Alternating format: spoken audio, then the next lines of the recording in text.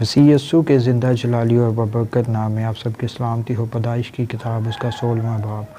ہاجرہ اور اسماعیل۔ اور ابراہیم کی بیوی ساری کے کوئی اولاد نہ ہوئی، اس کی ایک مصری لونڈی تھی جس کا نام ہاجرہ تھا۔ اور ساری نے ابراہیم سے کہا کہ دیکھ، خداوند نے مجھے تو اولاد سے محروم رکھا، سو تو میری لونڈی کے پاس جا، شاید اس سے میرا گھر آباد ہو۔ اور ابراہیم نے ساری کی بات مانی۔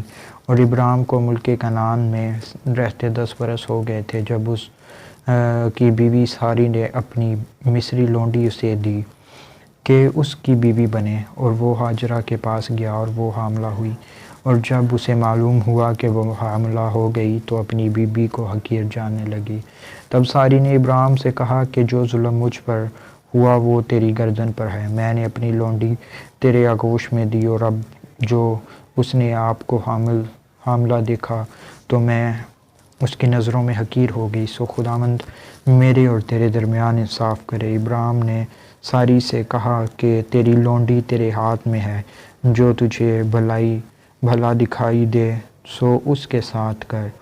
تب ساری اس پر سختی کرنے لگی اور وہ اس کے پاس سے بھاگ گئی، اور خداوند کے فرشتہ کو بیابان میں پانی کے ایک چشمہ کے پاس ملی۔ یہ وہی چشمہ ہے جو شور کی راہ پر ہے۔ اور اس نے کہا کہ اے ساری کی لونڈی ہاجرہ، تو کہاں سے آئی اور کدھر جاتی ہے؟ اس نے کہا کہ میں اپنی بیوی ساری کے پاس سے بھاگ آئی ہوں۔ خداوند کے فرشتہ نے اس سے کہا کہ تو اپنی بیوی کے پاس لوٹ جا اور اپنے کو اس کے قبضہ میں کر دے۔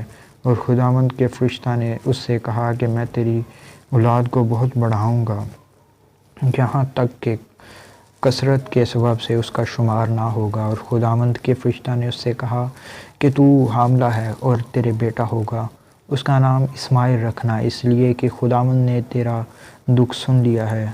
وہ گورکھر کی طرح آزاد مرد ہوگا، اس کا ہاتھ سب کے خلاف اور سب کے ہاتھ اس کے خلاف ہوں گے، اور وہ اپنے سب بھائیوں کے سامنے بسا رہے گا۔